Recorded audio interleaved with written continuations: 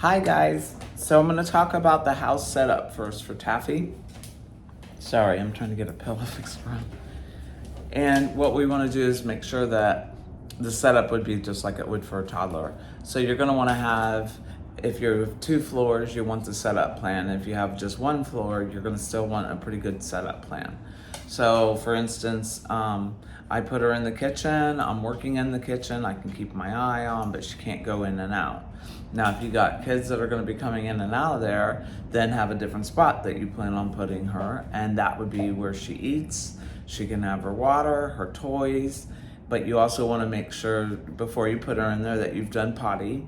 Her little bladder can really only handle about 30 minutes. I take her out every half an hour, if not sometimes more because of the heat.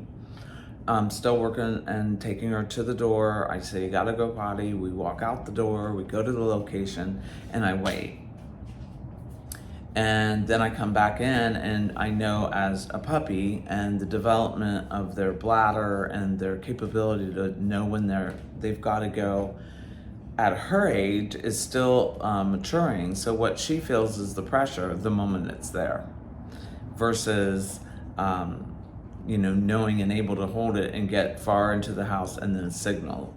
So that's why controlling her environment, whether I have a play gate in the kitchen, I have a play gate at the steps, I have a play gate up in my bedroom so that if I'm busy, I don't want her to follow me in and out of the room, I shut the gates. They're not always up, there.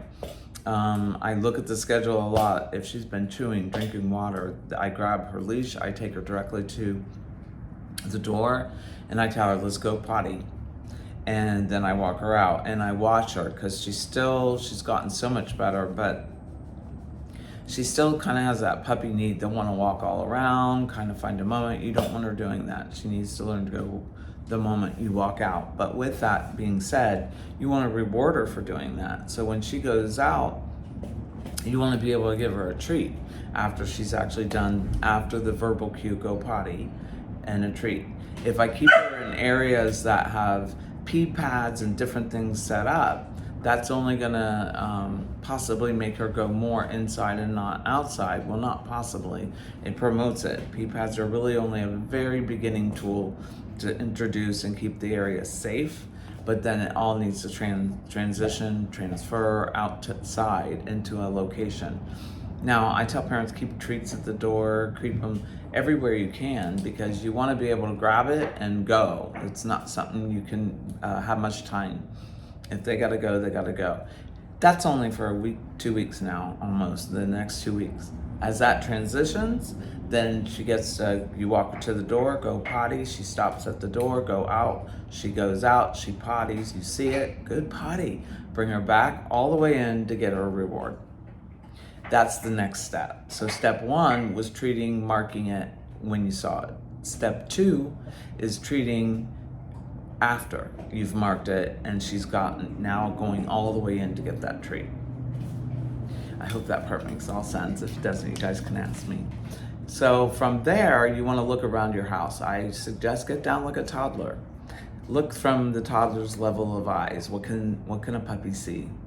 And they are a toddler and everything looks beautiful. So anything that's moving, hanging, soft, hard, all looks like fair game for chew and play.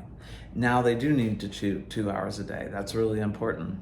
So you have to actually have a strategy. Right now as I'm talking, she's down there chewing a bone. I've already taken her out to go potty. So I already know my timeline of what is available while she's out and free.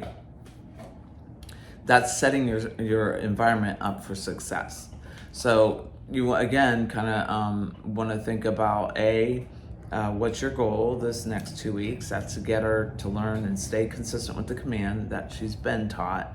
But now it's a new home. Anytime you go somewhere new at this age, they may not tell you a full signal yet. It could be a bark, it could be walk up to the door, it could be all kinds of behaviors that will start to look consistent. And until she really understands that you will get to the door and get her out, if she does A, B, and C, signals at the door, spins, something, looks at you. It depends on the dog. You can't really train them a certain way. Sometimes bells work, but not all the time.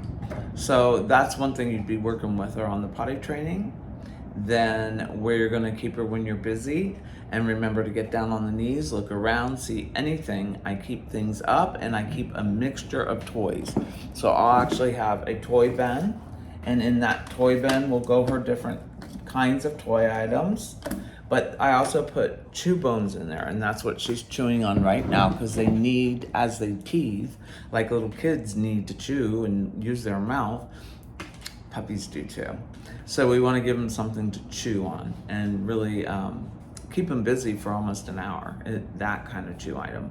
I get like Red Barn, is the company I love.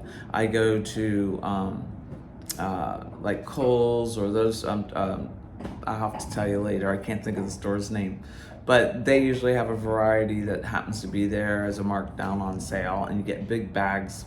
Red Barn's a great company, and for many reasons that I don't want to go into here, but they're American and they're trustworthy. So that's it, the potty training and your environment. Now from there, I want to talk about her environment in each room. I have activity things like a ball that will move around and she can play with that. You want to kind of think of brain activities like you would for a child to be busy with in their own little play area. Now, if she screams across the gate and yells at you guys with her bark, which is a pretty potent bark, she's got a good strong bark, then you want to just pair that with quiet. Like a little kid, they do still need this. You're going to interrupt it. Is an interruption word. Clapping your hands is an interruption word. Something to interrupt that behavior. Good girl, she just thought I was interrupting her. That's how strong it works, but you'll have to use the same words, same interruption, and know that once they stop, good girl, good job, and you reward them for that. But you set the environment up. So if I catch her chewing on something because I left it down, that's my fault.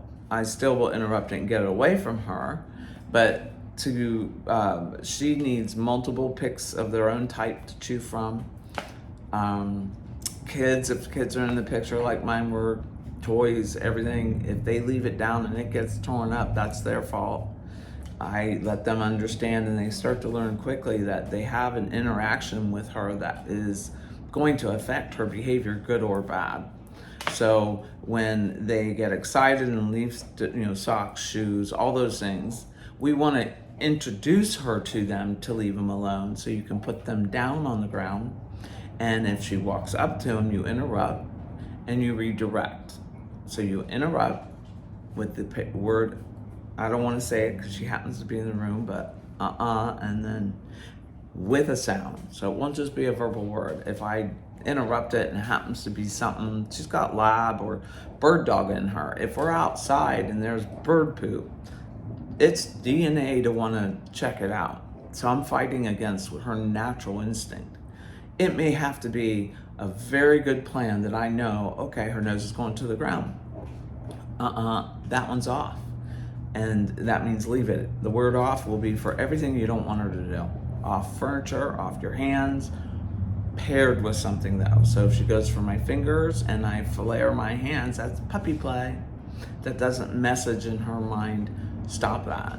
Me pulling that hand up and pairing it with the interrupted word and removing myself is going to be very important. And then teaching her the kind of behavior I do now want, which is a calmer, don't bite on my fingers, bite on this toy, those kinds of things. So setting your environment up for her activity, where she's going to perform the activity, when she's out free, that environment is really controlled so that she can't make a mistake. If she goes to jump up on the table, it's because I planned that as a training moment. So I literally sat down the other night at the table, had my food, and she does like to demand bark is what we call it. Like, she's not doing it now, but for very many weeks, it was, if she smelled food, and it'll go like this. That's just how we are too. It'll come back, and you just gotta make sure you do the right thing. When it comes back, stop. Stop will be for the things you want her to completely stop. And begging and yelling at you while you're walking around or sitting at the table with food isn't okay. So what I do is I make sure I have fed her first, because I want her to have a full belly. Planned a little sit down at the table, knowing I'm not going to starving and I need my food now because I'm not going to want to train her. I'm going to want to eat. So I'm going to make sure that I'm calm, I'm planning it. She has learned just to hang out at the feet.